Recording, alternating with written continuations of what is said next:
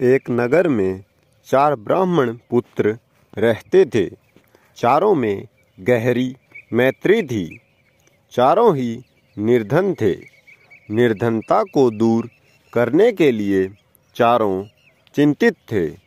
उन्होंने अनुभव कर लिया था कि अपने बंधु बांधवों में धनहीन जीवन व्यतीत करने की अपेक्षा शेर हाथियों से भरे कटीले जंगल में रहना अच्छा है।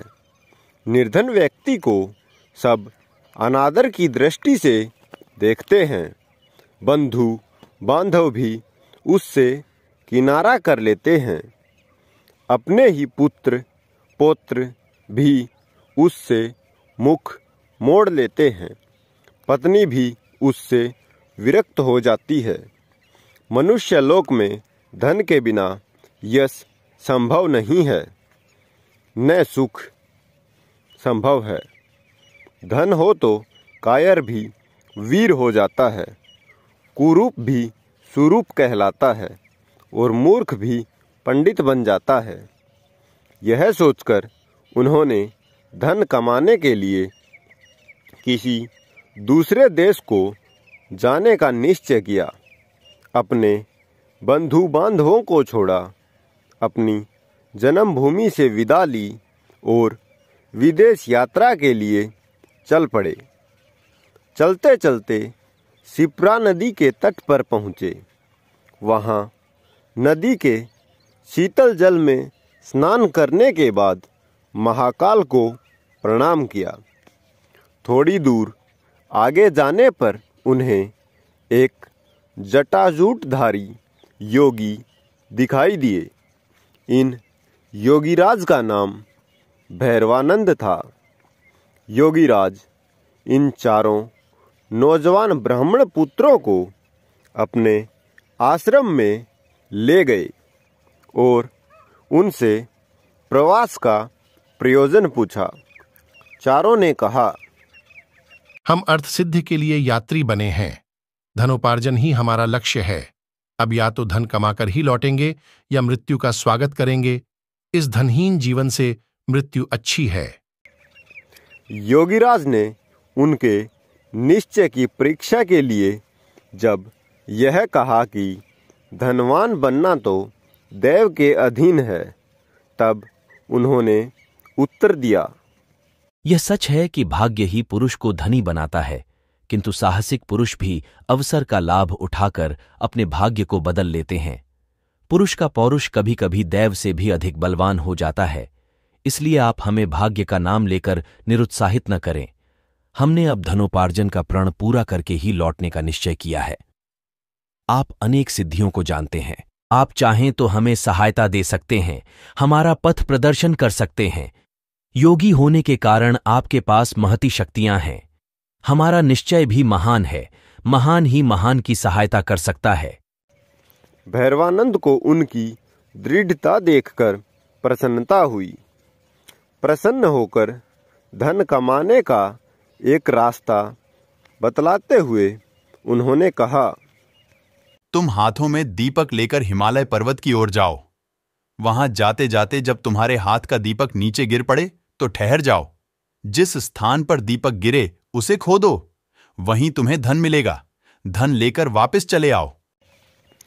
चारों युवक हाथों में दीपक लेकर चल पड़े। कुछ दूर जाने के बाद उनमें से एक के हाथ का दीपक भूमि पर गिर पड़ा।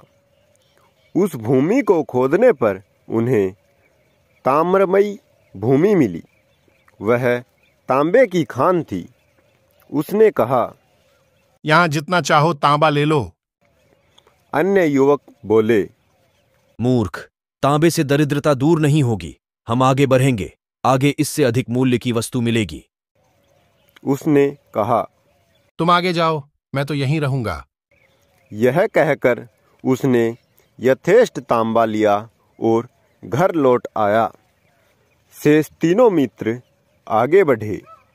कुछ दूर आगे जाने के बाद उनमें से एक के हाथ का दीपक जमीन पर गिर पड़ा। उसने जमीन खोदी तो चांदी की खान पाई। प्रसन्न होकर वह बोला, यहां जितनी चाहो चांदी ले लो, आगे मत जाओ।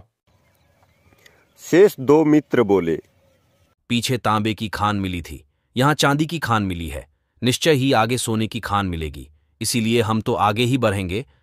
यह कहकर दोनों मित्र आगे बढ़ गए। उन 2 में से एक के हाथ से फिर दीपक गिर गया। खोदने पर उन्हें सोने की खान मिल गई। उसने कहा, यहां जितना चाहो सोना ले लो, हमारी दरिद्रता का अंत हो जाएगा। सोने से उत्तम कौन सी चीज है? आओ, सोने की खान से यथेष्ट सोना खोद लें और घर ले चलें। किंतु वह न माना। उसने कहा, मूर्ख, पहले तांबा मिला था, फिर चांदी मिली, अब सोना मिला है, निश्चय ही आगे रत्नों की खान होगी। सोने की खान छोड़ दे और आगे चल। मैं तो सोना लेकर ही घर चला जाऊंगा, तूने आगे जाना है तो जा। अब वह चौथा युवक एकाकी आगे बढ़ा। रास्ता बड़ा विकट था, कांटों से उसका पैर छलनी हो गया। बर्फीले रास्तों पर चलते चलते शरीर जीर्ण शीर्ण हो गया, किंतु वह आगे ही आगे बढ़ता गया। बहुत दूर जाने के बाद उसे एक मनुष्य मिला, जिसका सारा शरीर खून से लथपथ था और जिसके मस्तक पर चक्र घूम रहा था। उसके पास जाकर चौथा युवक बोला, तुम कौन हो? तुम्हारे मस्तक पर चक्र क्यों घूम रहा है? यहां कहीं जलाशय है तो बतलाओ, मुझे प्यास लगी है। यह कहते ही उसके मस्तक का चक्र उतर गया, ब्राह्मण युवक के मस्तक पर लग गया। युवक के आश्चर्य की सीमा न रही। उसने कष्ट से कराहते हुए कहा, ये क्या हुआ? ये चक्र तुम्हारे मस्तक से छूटकर मेरे मस्तक पर क्यों लग गया? अजनबी मनुष्य ने उत्तर दिया, मेरे मस्तक पर भी यह इसी तरह अचानक लग गया था। अब यह तुम्हारे मस्तक से तभी उतरेगा जब कोई व्यक्ति धन के लोभ में घूमता हुआ यहां तक पहुंचेगा और तुमसे बात करेगा। युवक ने पूछा, यह कब होगा? अब कौन राजा राज्य कर रहा है? वीणा वत्सराज। मुझे काल का ज्ञान नहीं। मैं राजा राम के राज्य में दरिद्र हुआ था और सिद्ध का दीपक लेकर यहां तक पहुंचा था। मैंने भी एक और मनुष्य से यही प्रश्न किए थे जो तुमने मुझसे किए हैं। किंतु इतने समय में तुम्हें भोजन व जल कैसे मिलता रहा? यह चक्र धन के अति लोभी पुरुषों के लिए बना है। इस चक्र के मस्तक पर लगने के बाद मनुष्य को भूख, प्यास, नींद, जरा, मरण आदि नहीं सताते। केवल चक्र घूमने का कष्ट ही सताता रहता है। वह व्यक्ति अनंत काल तक कष्ट भोगता है।